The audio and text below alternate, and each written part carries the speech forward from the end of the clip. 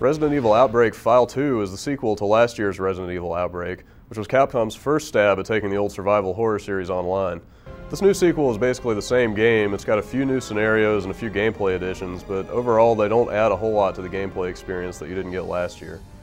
Once again, you play as the same characters from the first game, like the police officer Kevin, the student Yoko, and the newspaper reporter Alyssa, all of whom are trying to escape from the big zombie outbreak in Raccoon City.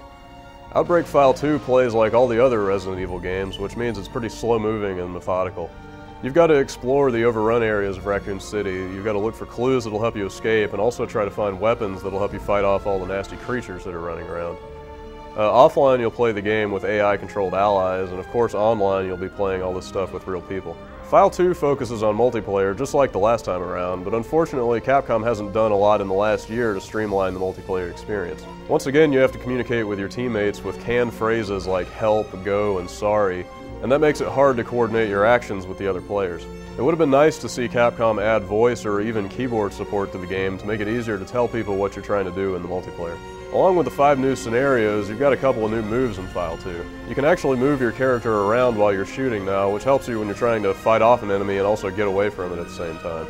You can also pick up items while you're crawling now, and if you're in the crawling state, then you're almost dead. So it's nice that you can grab a healing item when you see it and bring yourself back to life if your allies aren't around to help you.